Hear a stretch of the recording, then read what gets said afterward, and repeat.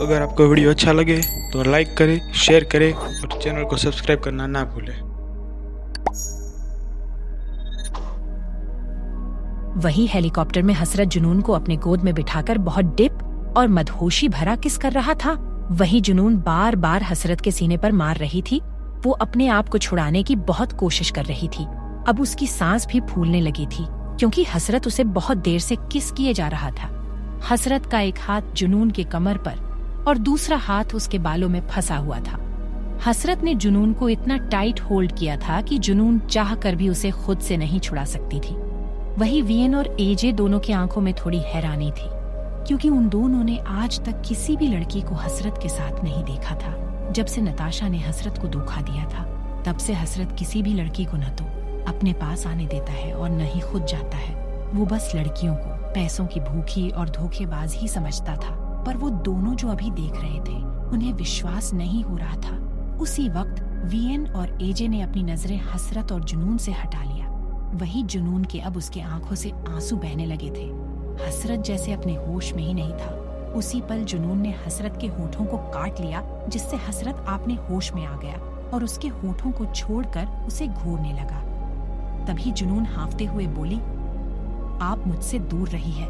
मैंने कहना कि मैं आपको बिल्कुल भी पसंद नहीं करती, तो आप बार बार मेरे करीब आने की कोशिश क्यों कर रहे हैं? वही हसरत का होठ जुनून के काटने की वजह से उसके होठ सूज गए थे। उसी वक्त हसरत ने जुनून को अपने और करीब खींच लिया और गुस्से में कहा, तुम शायद भूल रही हो कि मैं हसरत सिंघानिया आज से तुम्हारा पति हूँ, तो मेरा पूरा हक बनता है तुम पे और तुम्हारी सो कॉल्ड बॉडी पर। तो तुम मुझे रोकने की हिम्मत भी मत करना। वो दोनों अपनी आग भरी नजरों से गुस्से में एक दूसरे को घूरे जा रहे थे। जुनून हसरत के आंखों में देखकर गुस्से में बोली, मैं आपको अपना पति नहीं मानती। ये शादी जबरदस्ती हुई है। आपने मुझसे जानबूझकर शादी की है और मैं इस शादी को नहीं मानती हूँ। तो मैं अपने आप को छूने का हक भी नहीं देती हूँ। और आप एक नंबर के घटिया, निहायती बदतमीज हो, जिसके पास दिल नहीं है, जो बिना सोचे समझे किसी को भी मार सकता है। जुनून की बात सुनकर हसरत की आंखें गुस्से में लाल हो गई। उसी पल हसरत ने जुनून का बाल अपने मुट्ठी में भर लिया और अपने चेहरे के बेहद ही करीब लाकर गुस्से में कहा, और यही निहायती बदतमीज और घटिया तुम्हारा पति है। चाहे तुम मानो या ना मानो, पर मैं तुम्हारा लीगली हस्बैंड हूँ। तो जुबान संभाल कर बात करो मुझसे, वरना तुम्हें मारने में मुझे बिल्कुल भी देरी नहीं लगेगी। तभी हसरत जुनून का मुंह झटकारते हुए कहा, समझी?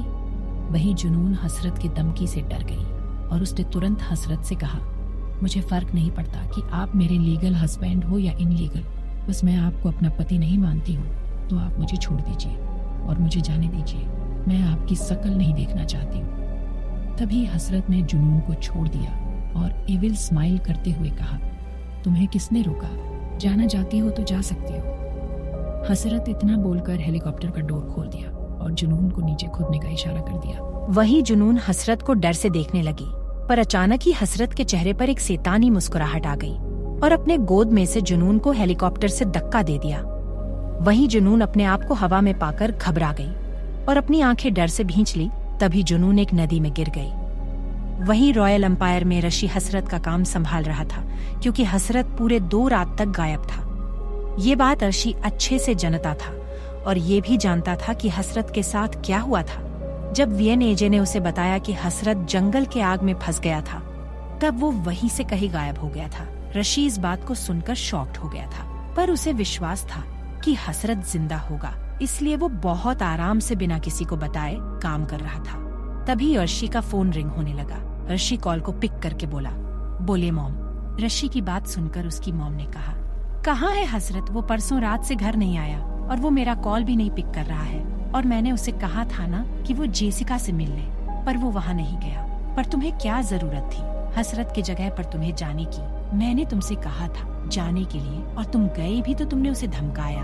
तुम्हें शर्म नहीं आती? ऐसा करते हुए वो हमारे बारे में क्या सोचेगी? ऋषि बोला, मॉम उसे छोड़ो, मैं उसके बारे में क्या सोचूंगा कि वो लड़की मेरे मॉम को भड़का रही है मेरे खिलाफ। और मॉम, मैं उसे धमका नहीं रहा था, वो तो मैं बस उसे समझा रहा था कि वो मेरे भाई के साथ लॉयल रहे हैं। और आप जानती है कि मैं कितना बेशर्म हूँ, तो मैं कुछ भी बोल सकता हूँ। और हाँ, कॉल कट कीजिए, मैं बहुत बिजी हूँ। ऋषि की मॉम गुस्से बोली, सच में तुम बेवकूफ और बेशर्म हो, तुमसे बात करना ही बेकार है। इतना बोलकर कॉल कट कर दी। वहीं जुनून नदी में डूब रही थी, क्योंकि जुनून को तैरने नहीं आता था। वो पानी में छटपटा रही थी। वो बार बार अपने हाथ को पानी पर मार रही थी, पर अचानक ही जुनून का हाथ अपने आप रुक गया और उसका हाथ धीरे धीरे अंदर जाने लगा और वो डूब गई।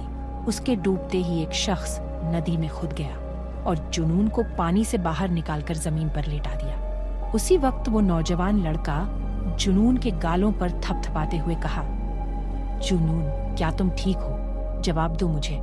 पर जुनून वैसे ही पड़ी रही। उसी पल उस लड़के ने जुनून के पेट को दबाने लगा, जिससे जुनून के मुंह से अचानक ही पानी निकल गई। जुनून अब होश में आ चुकी थी। वो अपने आंखों से उस शख्स को देखने लगी और धीमी आवाज में बोली, मुझे बचाने के लिए थैंक्स अय्यांश। अय्यांश जुनून को उठाते हुए कहा, क्या तुम ठीक हो? अय्यांश रूही का बड़ा भाई, अय्यांश जामवाल, जो हैंडसम और बहुत अट्रैक्टिव था। उसकी आंखें बहुत शांत थी, उसके चेहरे पर कोई भाव नहीं थे। जुनून बोली, यस आई एम फाइन। अय्यांश ने बिना कोई भाव से कहा, तुम यहाँ कैसे, और तुम्हें जब तैरना नहीं आता तो तुम पानी में गई ही क्यों? मैं जाना तो नहीं चाहती थी, पर किसी बदतमीज की वजह से मैं इस पानी में थी। पर तुम यहाँ क्या कर रहे हो?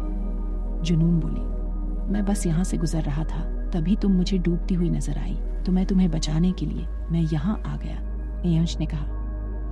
वहीं जुनून की साड़ी पानी की वजह से भीग चुकी थी। तभी अय्यांश ने अपना लॉन्ग कोट उतारकर जुनून को पहना दिया और अपने साथ लेकर चला गया रूही का घर। रूही आपने रूम में इधर उधर परेशान होकर टहल रही थी। वो परेशान होकर बोली, जुनून तुम कहाँ हो? मुझे तुम्हारी टेंशन हो रही है। तुम पार्टी के बाद कहाँ चली गई? पता नहीं तुम कहाँ होगी, तुम कैसी होगी?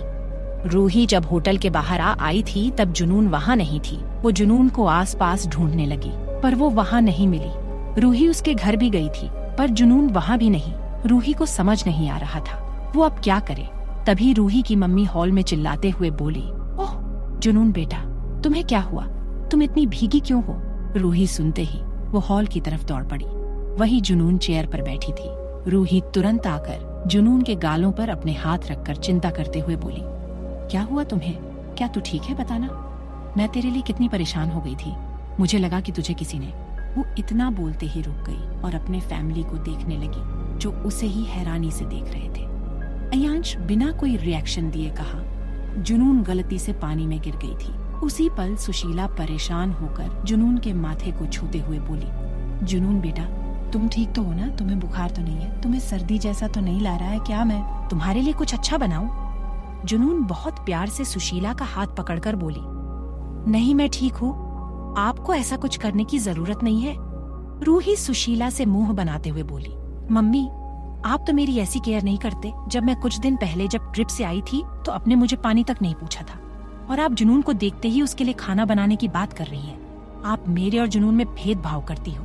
चुप कर, तुम्हें जुनून को ड्रेस चेंज करवाने के लिए आपने रूम में ले जाना चाहिए, पर तू है कि मुझसे बहस कर रही है। जा इसका ड्रेस चेंज करवा।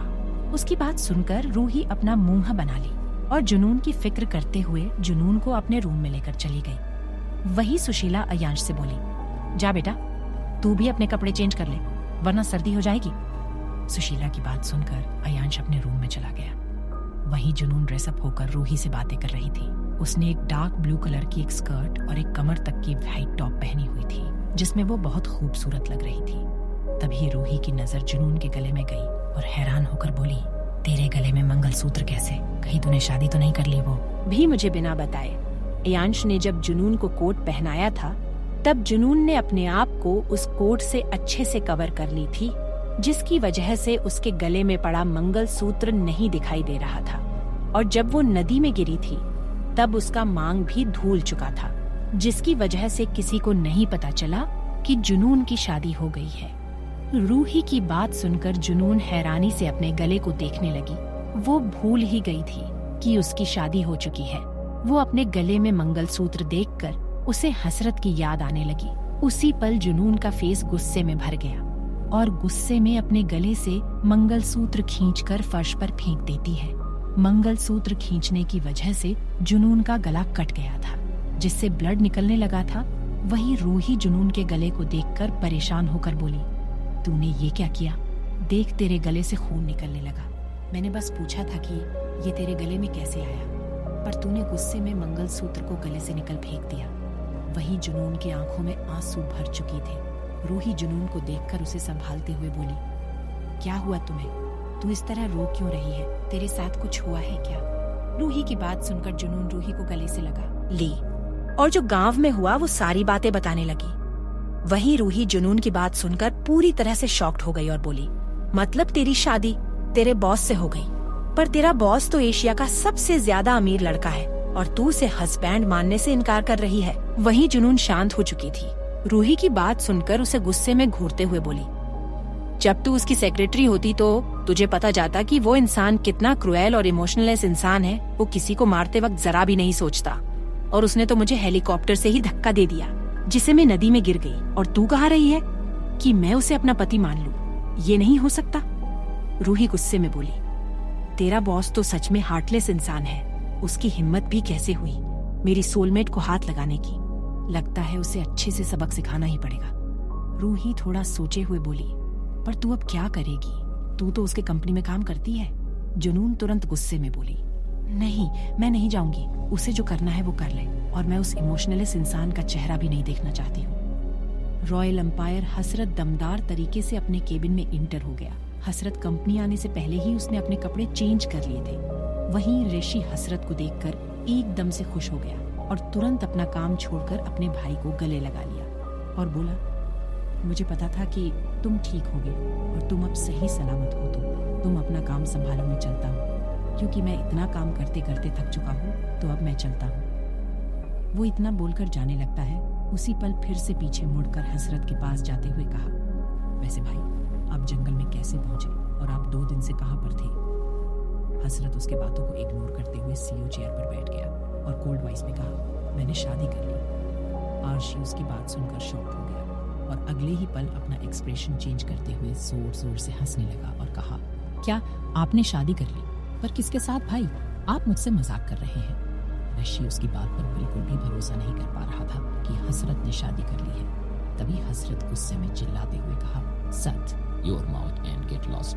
ऋषि तुरंत शांत हो गया और प्यार से बोला, सॉरी भाई, आप इतने चिढ़ क्यों रहे हैं? मुझे पता है कि आप मुझसे मजाक कर रहे थे, क्योंकि जो लड़कियों से दूर रहता है वो शादी करेगा कभी नहीं। हसरत उसकी बात सुनकर उसे घूरते हुए कहा, शायद तुम भूल रहे हो कि तुम सक्सेना कंपनी के सीईओ हो, तो तुम यहाँ क्या कर रहे हो? Gate loss. ऋषि हसरत को गुस्से में देखकर अपनी नजरें इधर उधर घूमते हुए केबिन से बाहर निकल गया। केबिन में हसरत किसी को कॉल करते हुए कहा, क्या वो ठीक है? दूसरी तरफ से आवाज